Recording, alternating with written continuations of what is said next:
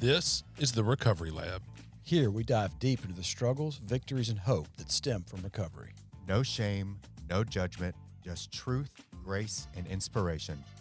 Let's walk this road together.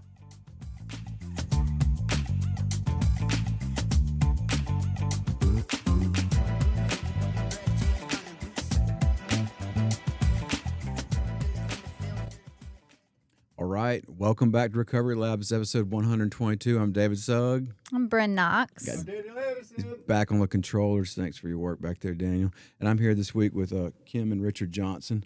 They're here to talk about Fentanyl Awareness Walk that's happening this weekend in honor of their daughter, Katie, who passed from a fentanyl overdose. We're really, really honored to have y'all come in and talk to us. You know, we're here to talk to people about recovery and awareness about what addiction can do.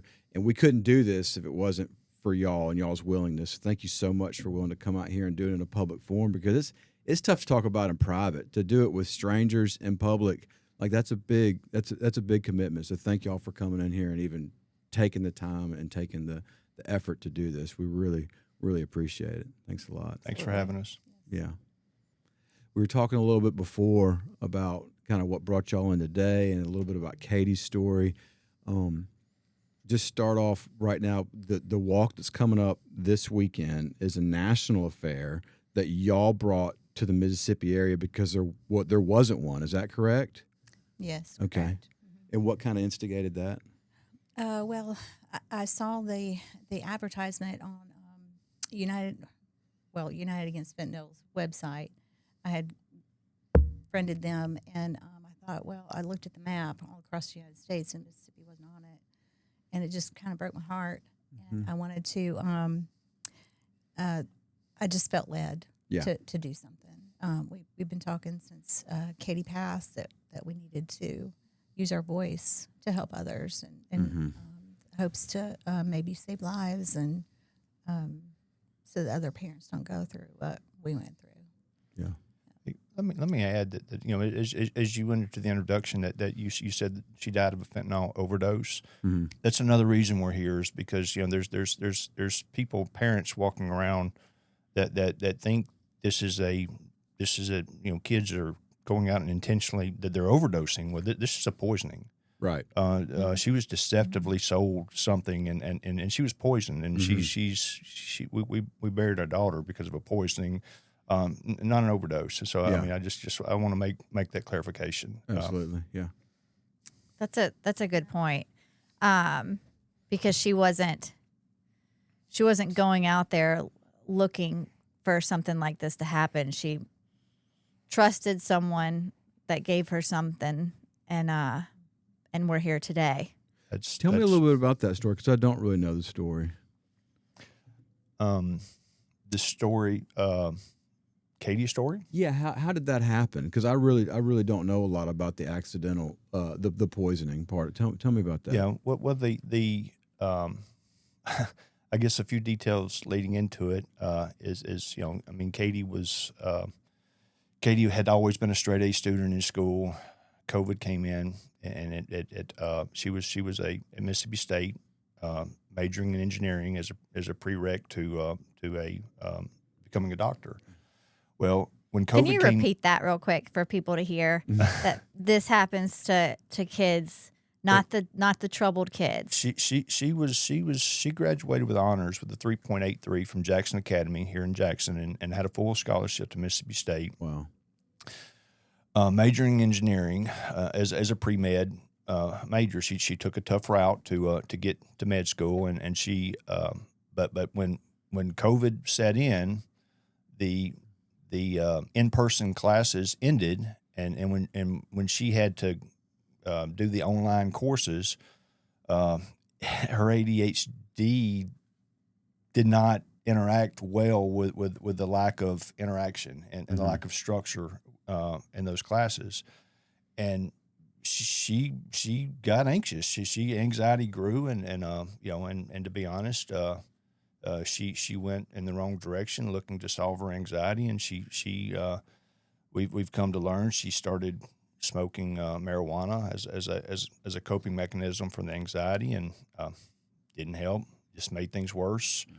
And and later on, we come to find that she was an athlete in high school and junior high, and she was injured, 12 or 13 years old. Her femur broke at the growth plate, and it required surgery, and she was given pain pills when she was 13 or 14 years old. Well, during the recovery process, for what we thought was the recovery process, she made mention of how good those pain pills made her feel, and then she went to the street to buy Percocet. I think it was Percocet.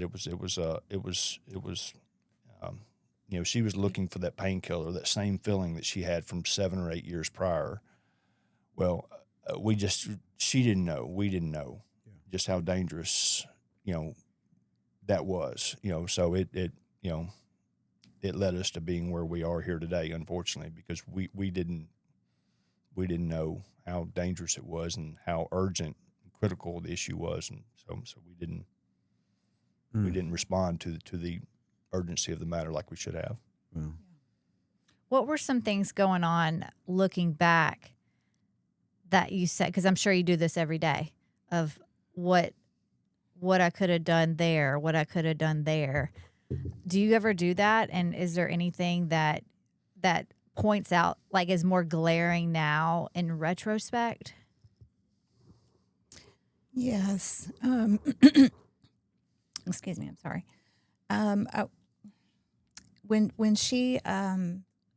When we realized that she had an addiction to the painkillers.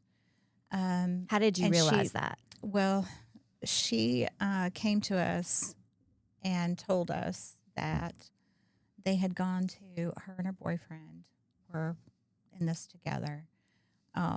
He had a history of drug abuse, and they went to a Suboxone clinic and found out that what they were taking wasn't actually Percocet. It was counterfeit Percocet that was laced with fentanyl. And so after they found that out, they were having trouble stopping the drug. She came to us. I had realized there were a lot of expenditures, like cash withdrawals out of her account.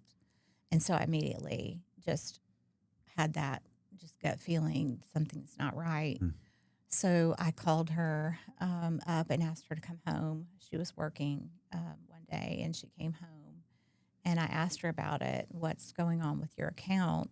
And we had a joint account so that I could add money for school purposes, rent, that sort of thing.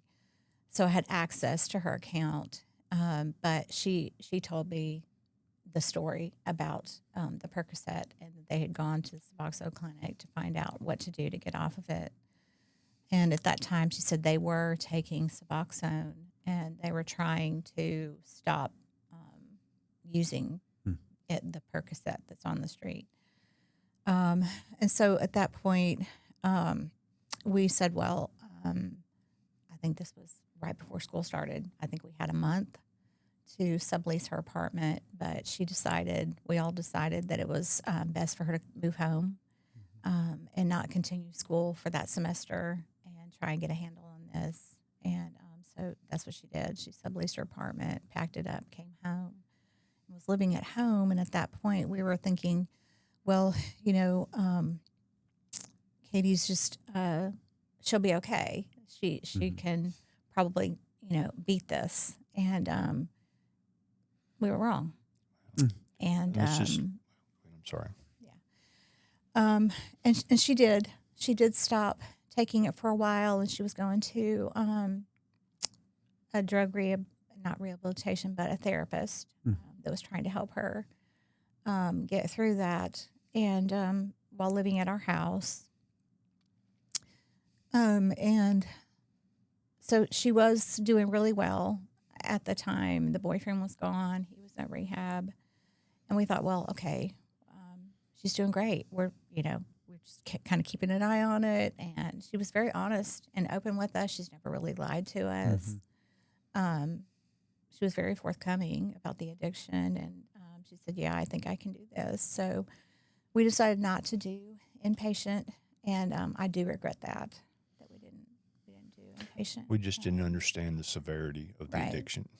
We did We not didn't know understand. what fentanyl was. I had to actually Google it. We were very naive, didn't know that it was on the street, and then there were counterfeit drugs so available to these young kids and young adults, I should say. But so yeah, we didn't understand fully the urgency of the moment. That if she did relapse, what could happen?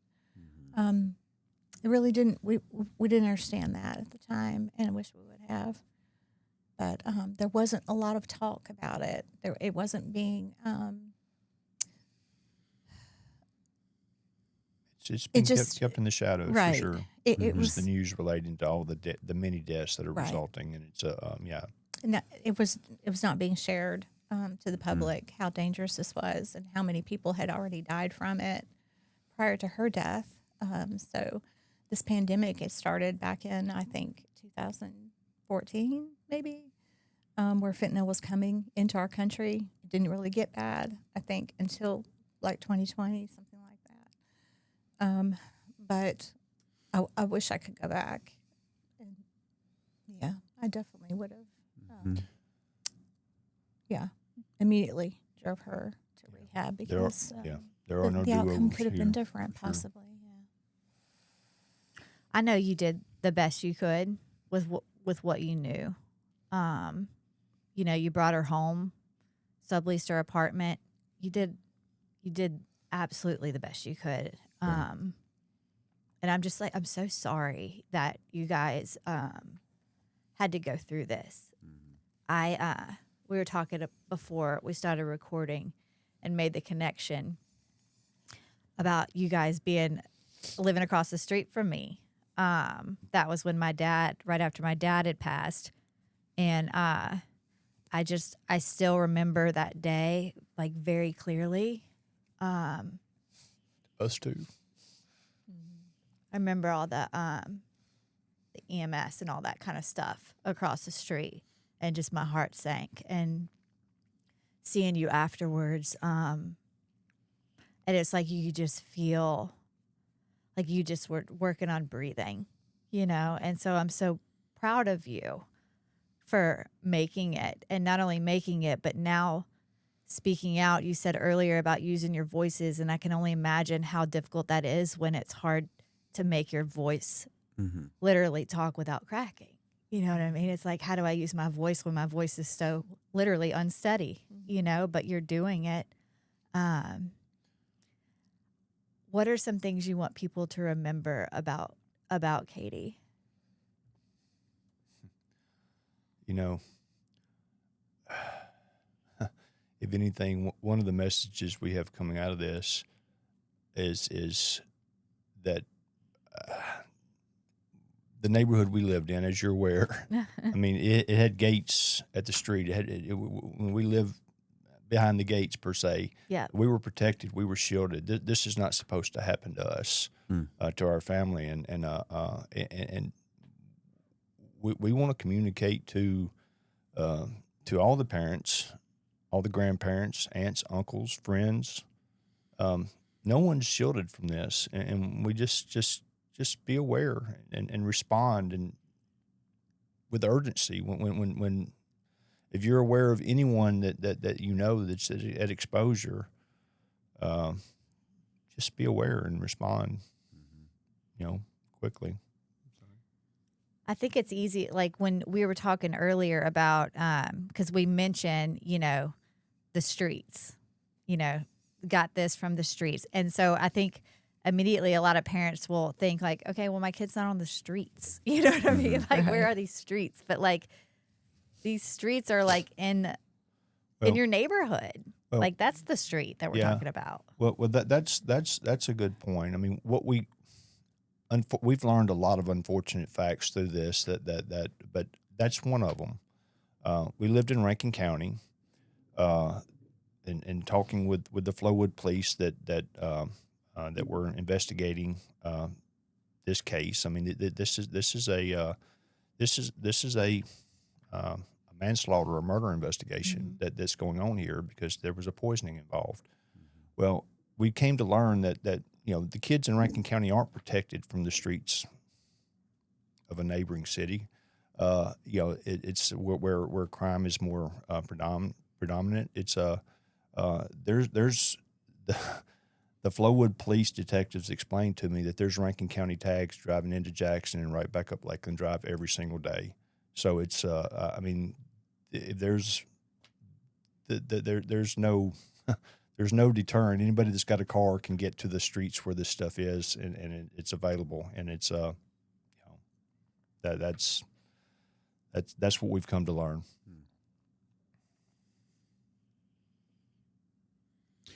I don't know what. Have you talked to some parents that have been through the same thing, and have you been able to kind of form a network around? I hate to say around the loss, but I mean, y'all obviously have an experience that's worth sharing and needs to be shared. Have y'all met some others on this journey?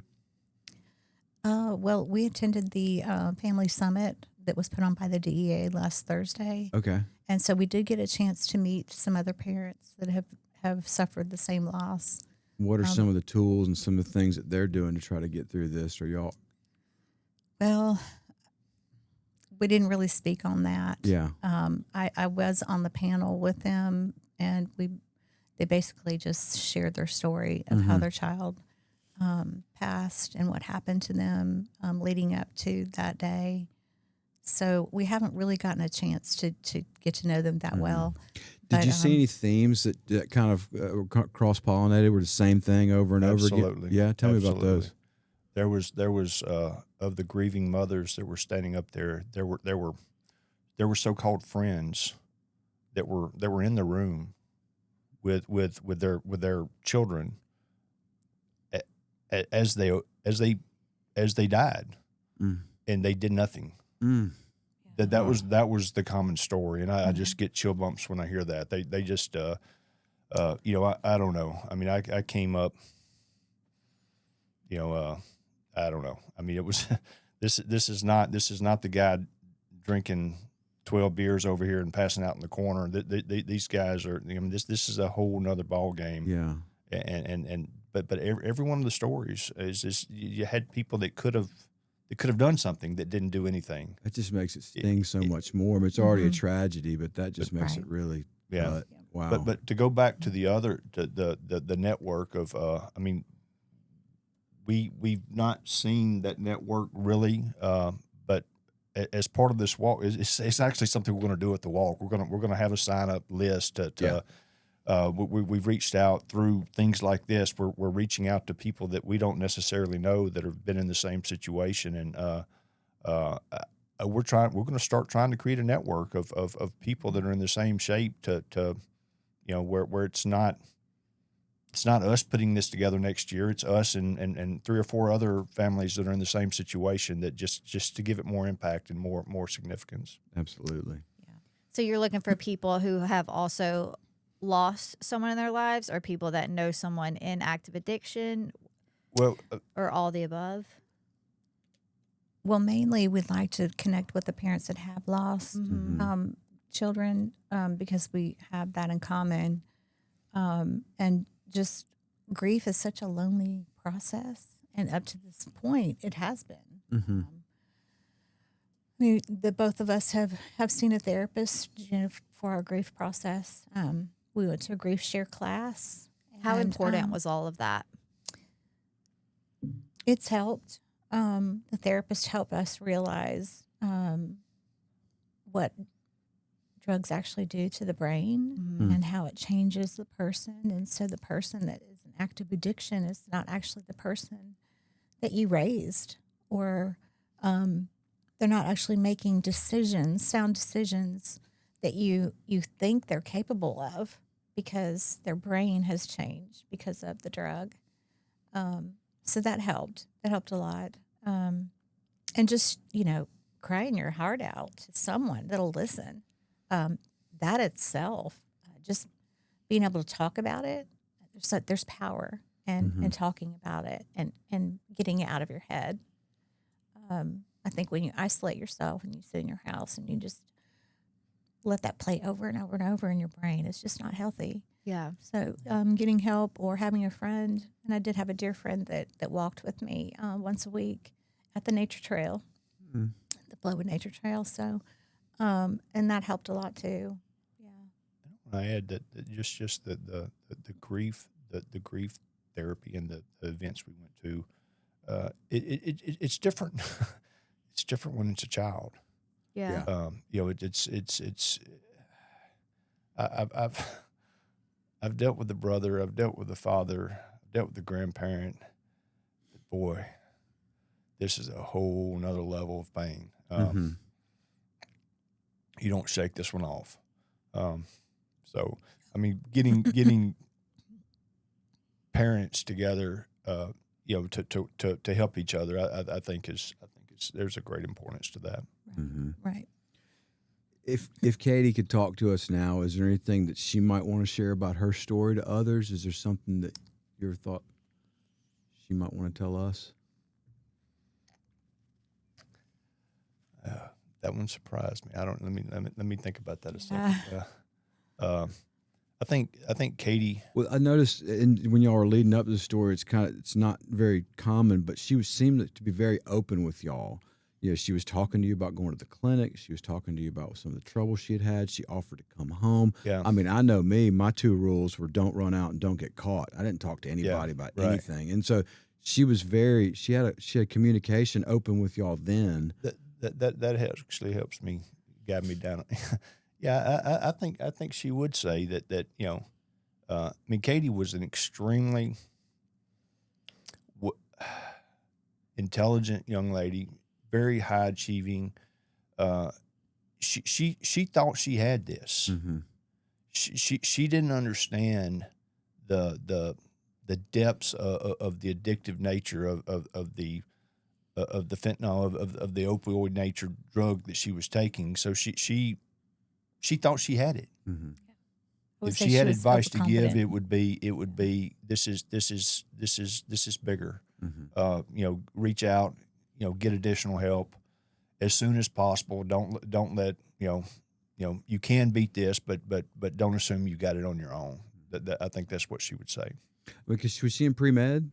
She had Well, she was in engineering. Engineering, okay. With hopes to getting into medical school. Yeah. So she hadn't graduated yet. Yeah, engineering curriculum is a tough way to do pre-med, but that's the way she was going. Yeah. But she was super active and had a servant's heart. And I mean, you got a picture of her right here with the beautiful dog. You want to hold up for everybody watching on video?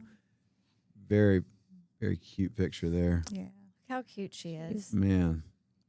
She had a big heart. Yeah. And she loved to perform and she loved to sing. She did that a lot when she was a little girl. Yeah. She just ran around the house dressing up all the time. And she always had a song in her heart that she wanted to sing and share with everybody. And she was involved in Encore at JA and loved it and did theater also. Had a few main parts in a few of the plays at JA. So she was just a loving child and just always smiled. She was just really confident in herself. Yeah. And, always made the best of every situation. Yeah. I mean, I used to, if the sun didn't come up one day, I just told everybody she'd grab a flashlight and act like nothing happened. I mean, she was just that was her mentality. She just made the best of every situation. Yeah. I think so often we think about the drug story of being, bad kid, bad neighborhood, tough stuff growing up. And here's just like the all-American dream, really. I mean, great childhood, a lot of good, healthy hobbies, excelled in school, went to state, just doing all the good stuff. And, drugs just, they don't care. They don't care. They don't observe boundaries. They don't observe state lines. They do whatever they want to do. That's a big part of our message. Absolutely. Yeah. Yep. And so in doing this and getting this set up, you've got to work with some different organizations. I think Magnolia is close friends of ours, Wellness and Recovery. How's that been working with them and working with some other organizations? I just can't. I've got a corporate executive job, so I work around a different environment of people.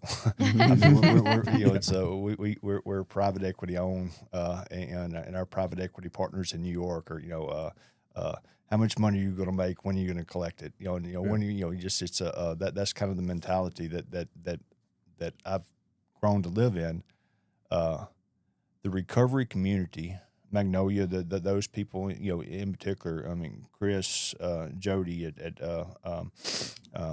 Jody hopped in. Well, first, let me back up. When we started talking about a walk, I called several people that I knew in the recovery community, and Jody Penton's name came up. Jody's done this. Talk to Jody. Talk to Jody. We called Jody, and Jody hops on board like this was like this was his mission, and he helped us. He made phone calls. He called speakers. He got people. He just helped us so much get this thing off and going. The recovery community, I've just fallen in love with the recovery community in Jackson metro area. It's just an incredible group of people. We went to the Recovery Fest in Brandon this past weekend and handed out flyers. Yeah. We went up to one table. The flyer was already on the table when we got there. Yeah. We went to another table. The lady came up and she says, "Oh, I'm going. I'm already signed up." It was inspiring. But every table we went to says, "We take it. Yes, we're going to add it to our social media. We're going to, we're going to do everything we can to help get the word out." It's an amazing, my interaction has been amazing with the recovery community in Jackson. Have y'all participated at all in the opioid settlement money is about to hit in the Mississippi area? Lynn Finch is starting to delegate that out through the legislation. Have y'all been following that or been on any panels for that with your story, with your experience? No. Well, the money is about to hit. I think the state of Mississippi's probably got about $90 million they're about to dish out to small organizations, large organizations to try to mitigate the effects of the fentanyl and the opioid crisis. Knowing that, I know you weren't aware of, but how would you like to see some of those resources spent to eliminate some of these stories from happening again? Good question. Yeah. Gosh, I would love to see billboards everywhere with slogans to scare these kids. Maybe on the side of semi-trucks that are traveling across the United States, ads, something. Yeah. It's not being covered enough. There's still a lot of people that don't know what it is. And that's the sad part. There's unsuspecting young adults, teenagers out there that just think, don't know it at all. They don't know the dangers, and the parents either. Yeah. That's a complex question. I mean, it's a.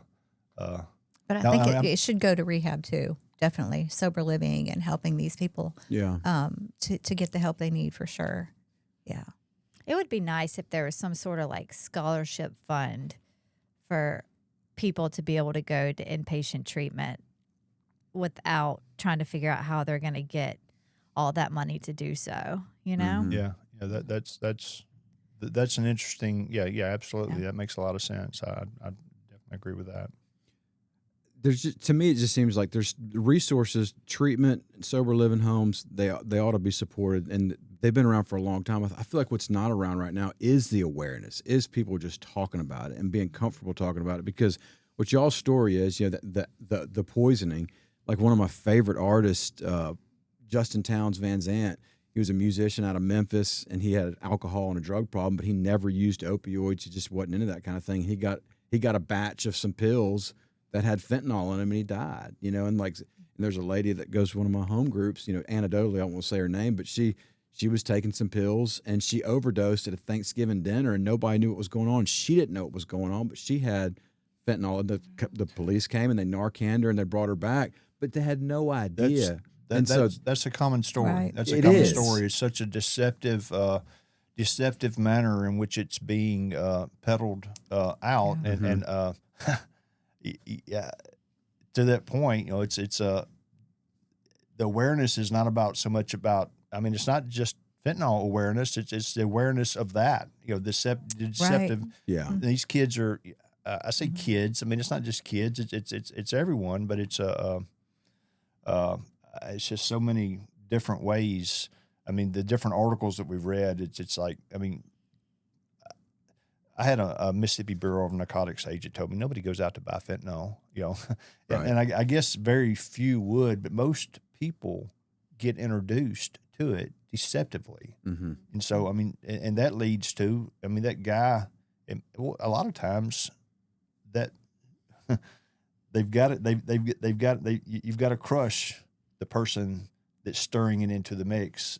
So I mean, hopefully, I mean, the law enforcement, the money goes toward law enforcement in a way to, I mean, the source has to be dealt with. Yeah. In a very serious way. I mean, like this is not dealing drugs. This is killing people. This is terrorism. I mean, it's you can't really look at it any different way. And I think that's not true. Are we prosecuting these people that are killing other people? Some are getting prosecuted. It was encouraging to hear some of the cases at the fentanyl, the Family Fentanyl Summit put on by the DEA recently. There were some cases that had been prosecuted. And Katie's case is, gosh, what is today? This is September 12th was 3 years. And the case is still pending. It's still not been accepted by the Attorney General. It's that they converted the case over to federal courts, but it's still not been accepted. What is it? How do you make something accepted? Can we not just go through her call log or text messages and figure out who this person is? Well, it's that we know who it is. Okay. And they know who it is. But locking the evidence down, the laws have been improved over the last several years. They still can stand more improvement. Do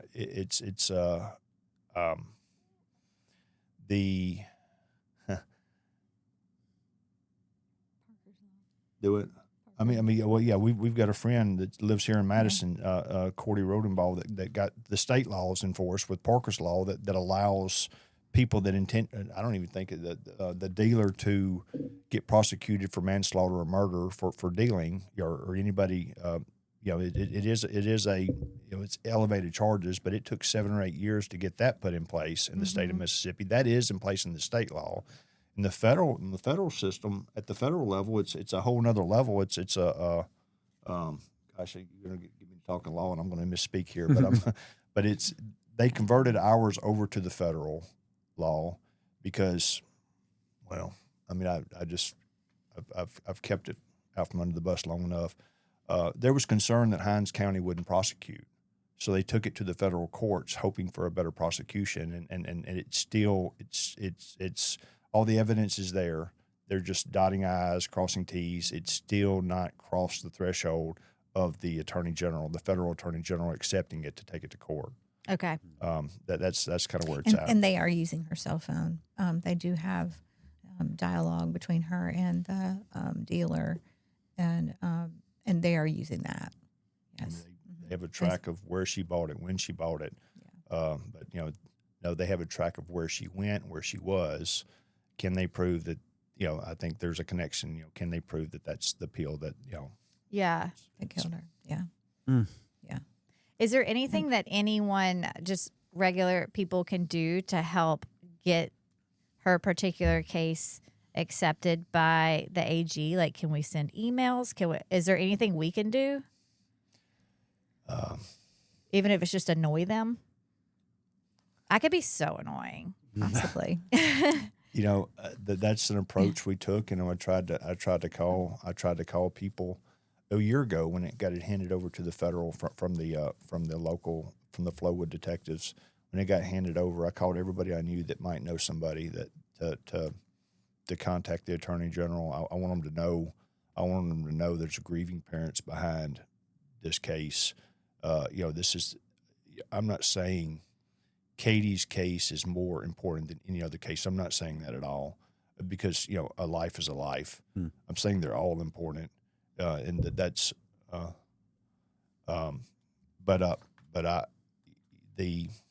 I lost myself. I'm sorry. No, you're fine. You're going to fight for the one that's very important to you. But it's So yeah.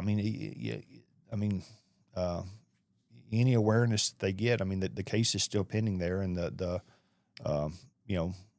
when the case does hit there, I would love for them to know that there's people supporting this case. The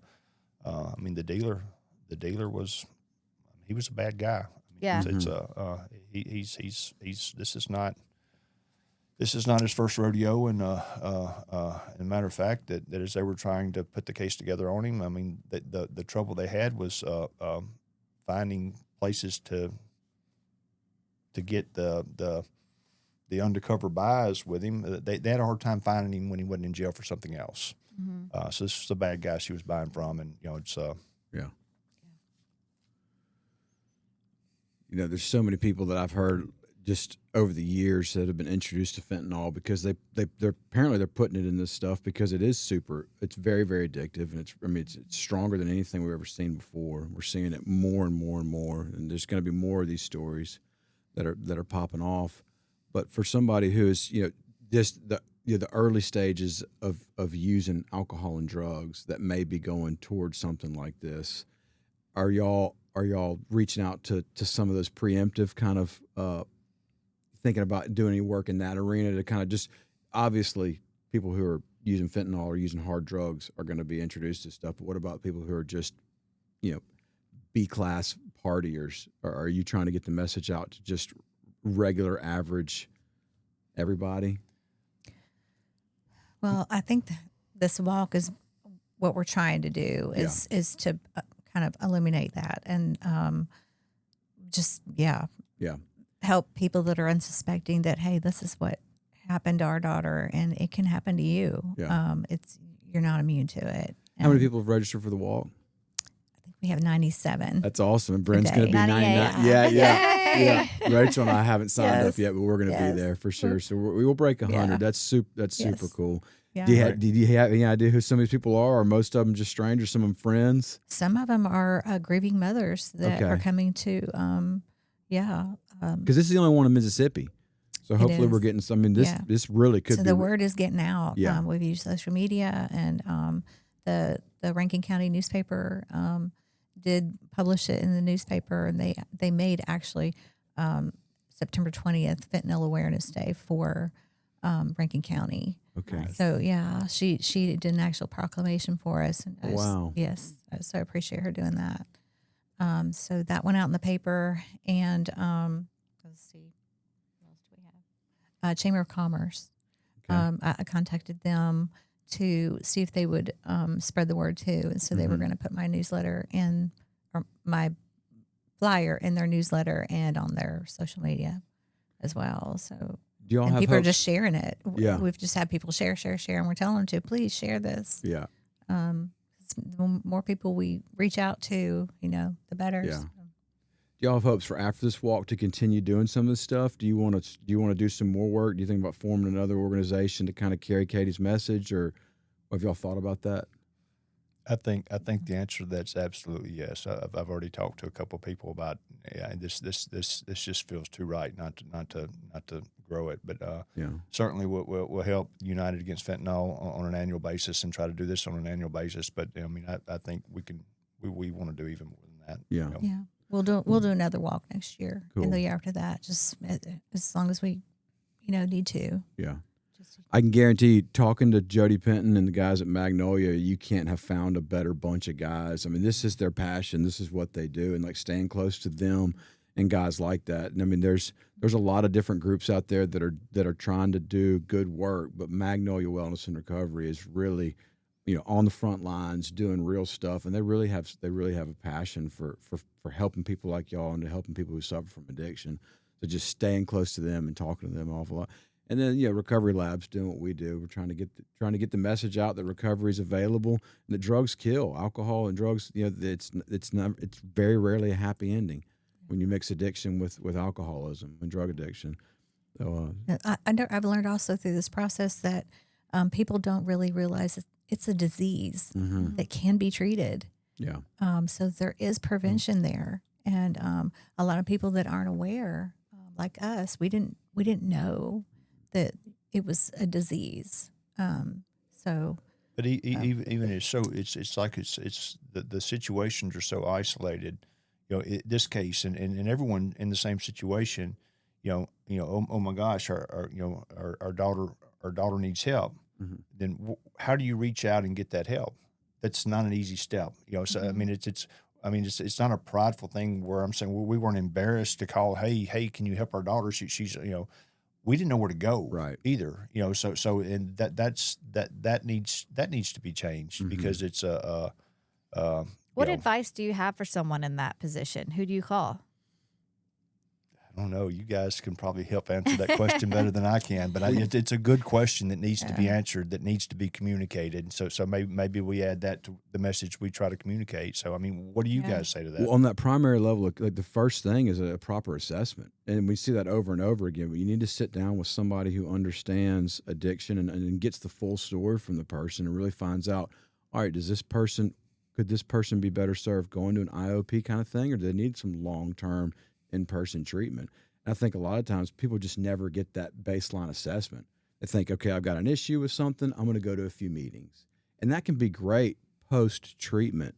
But on that first initial kind of ask for help, there really needs to be a real assessment from somebody who's trained and qualified to give one. And I think that's probably a thing that doesn't happen. It doesn't matter if you're a professional or somebody that's in the jail. You've got to get a real assessment from somebody. I mean, who is that trained person to do the assessment? So whenever we're working with a therapist, like we mentioned the people at Center Space, Zach Thompson, they can link us up with somebody. Yeah.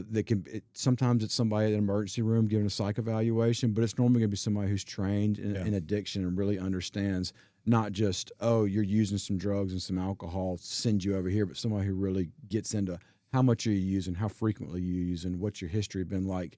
Knowing that Katie had an issue very early on with some pain medication, that's super important to know. This isn't just something that happened a month ago. This has been like she had a affinity for it a long time ago, and to really understand that. And we have talked with Zach a good bit, and Zach's been really helpful. You mentioned his name, but he gave me he planted the seed in my head that he's read that that when a person takes an opioid, that feeling never leaves their mind.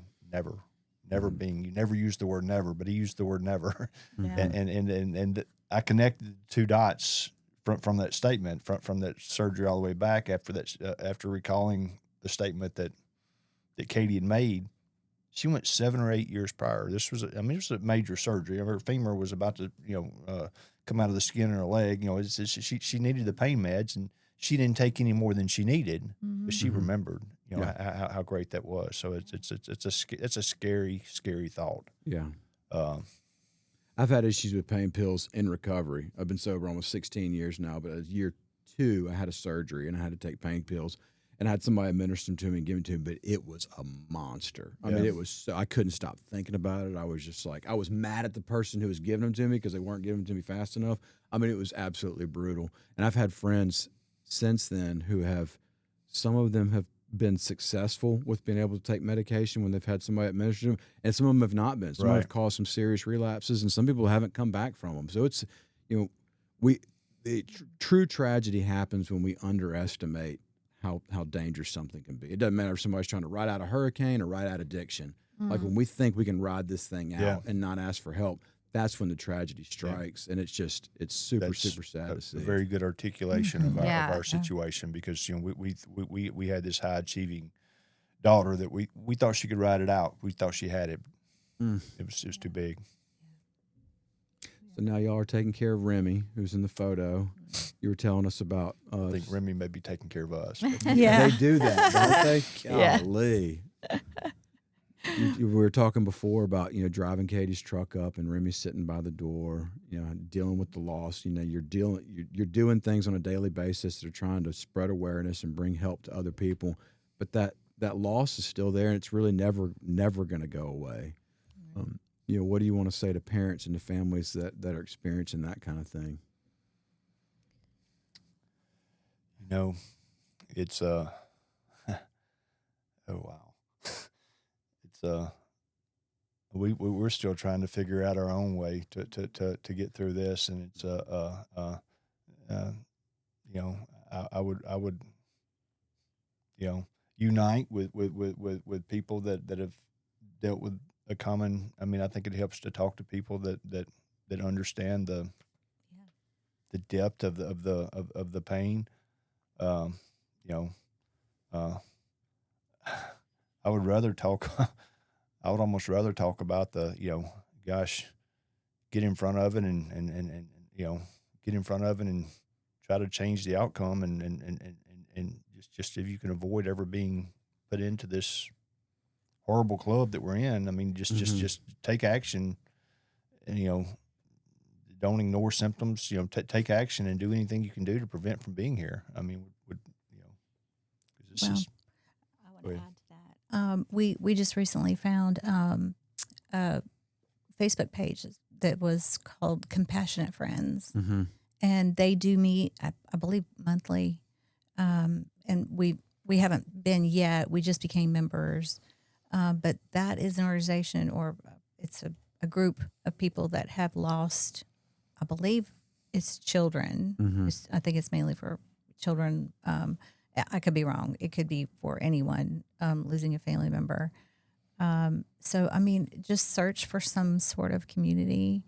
And I'm just so thankful that I have, God, Christ is my Savior and He's my hope. And He's gotten me through a lot. And on those days when I don't have somebody to talk to, I can go to Him. And, He gives you the peace that surpasses all our understanding. Amen. And it's not something we can do on our own. It's through Him. So I just would just encourage anybody, get involved in church, find a group that you can connect with. Don't isolate yourself, because that's just it's not healthy, and it can just really make your depression spiral. So I think that mainly that's what I've tried to do, is just try and get involved. And I have a small group that I've just recently joined at our church, and it's been very helpful. It's a group of women that I can share things as a mom, because they're moms, and just having them pray for me when I'm going through some hard times, that helps a lot. Yeah. That's huge. Having a small group like that, I mean, it's a game changer. It is. So I'm glad that Support. you have that in your life. Has either of you struggled in your faith journey throughout this experience? Is it up and down, or what does that look like? You said either of you, so that's a question to each of us. So the answer on my side is absolutely. Yeah. This can't happen without the question why. Yeah. And I've come around. I think I've come full circle. This sound crazy, but I don't know. I've done a lot of walking over the last several years, and it's kind of thinking time.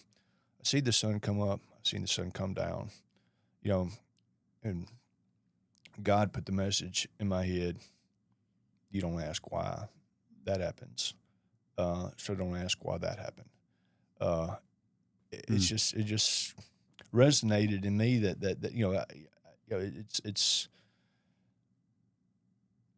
while I'll never know why my daughter passed at such an early age with so much life left, I don't have control over that. I do have control over what I can do today, tomorrow. That's right. And that's I've got to lean in to my faith, and I've got to try to let Katie's light shine on other people, and we can do that by trying to communicate and save someone else from being in the position that we're in. And it looks like y'all are doing exactly that. These things that you're talking about, these organizations and all these things you're doing, aren't just coming and landing on your doorstep, and you open your door in the morning, you're like, oh, hey, like, you're seeking out these things. In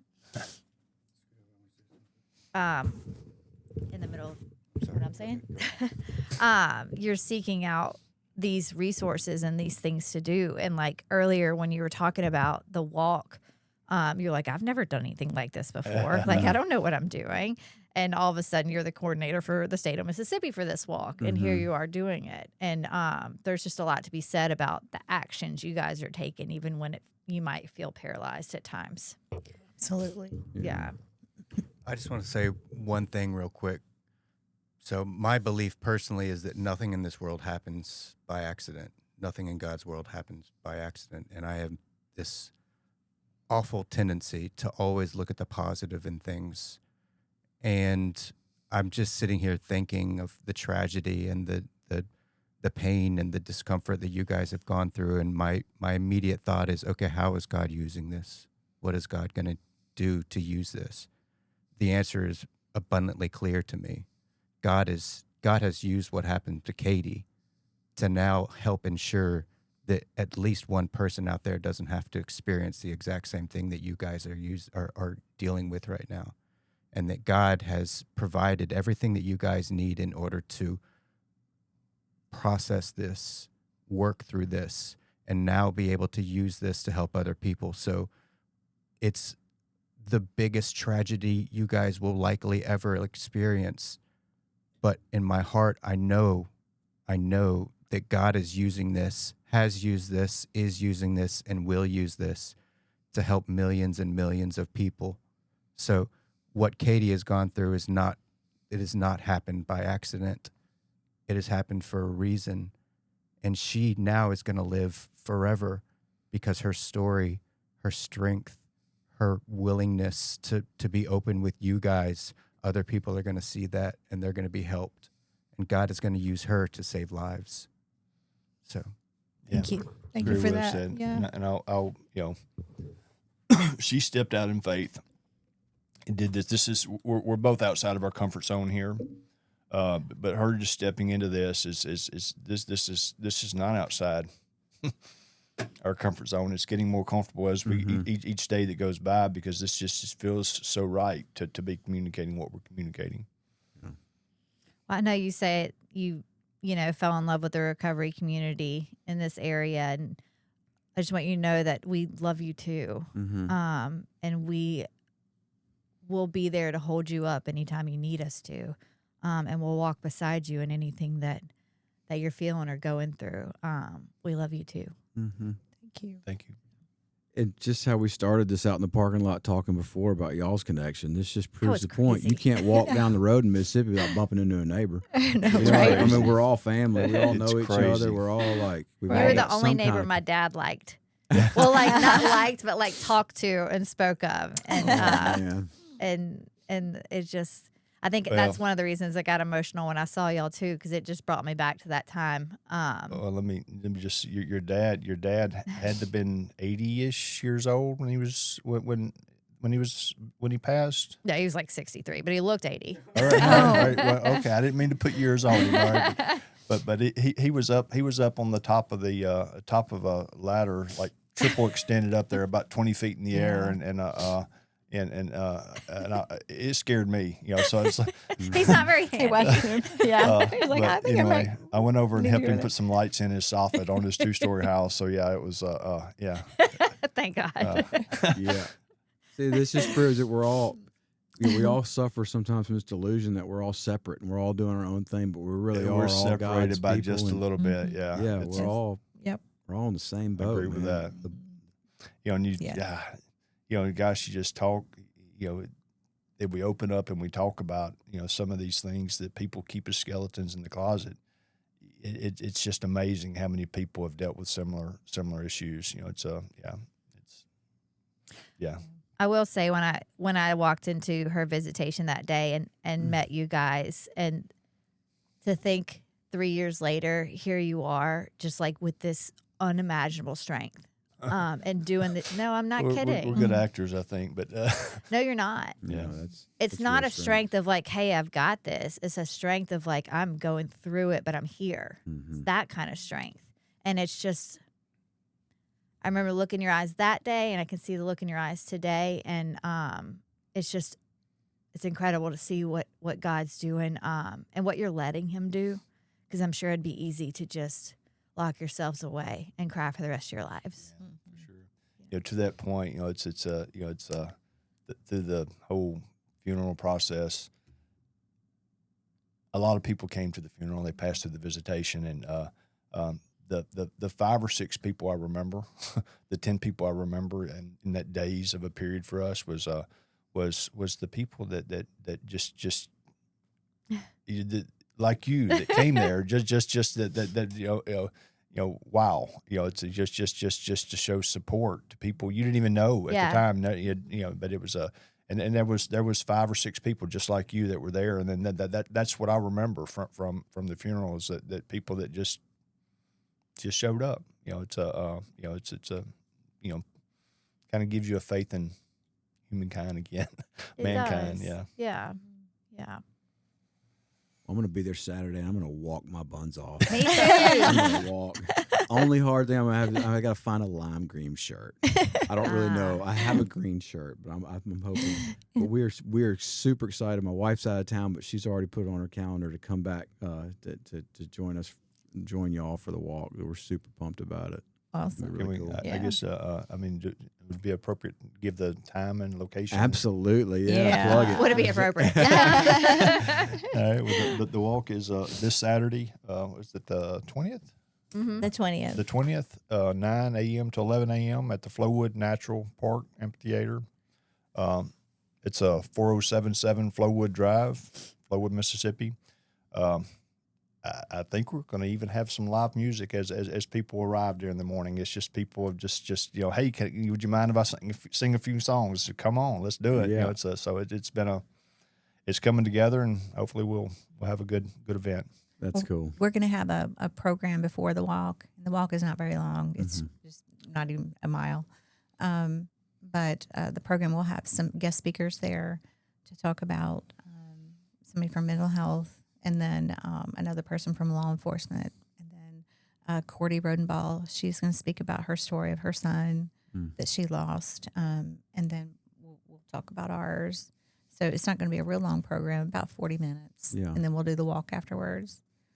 So Thank y'all. Be there. Yeah, thank y'all for taking the initiative to set the walk up, to bring it here, and then to come out and then to get the message out. I mean, it's a lot of work. So, and it's you tugging at your heartstrings to even come out here and do this. So thank y'all so much for doing it. Thank you for having absolutely. us. It's a work of love. You want to do it. You want to reach people, and because we felt that there was nobody in the beginning. There was nobody that we could talk to, nobody we could confide in, and so hopefully that'll be light to some other people that are searching for other families that are dealing with the same thing. It'll bring us all together. Yeah. We're Recovery Lab listeners and people out there on the web. Share this episode. Y'all join us this weekend at the Fentanyl Awareness Recovery Walk. We're super excited to be a part of it, and thank you for sharing with us today. It's been amazing.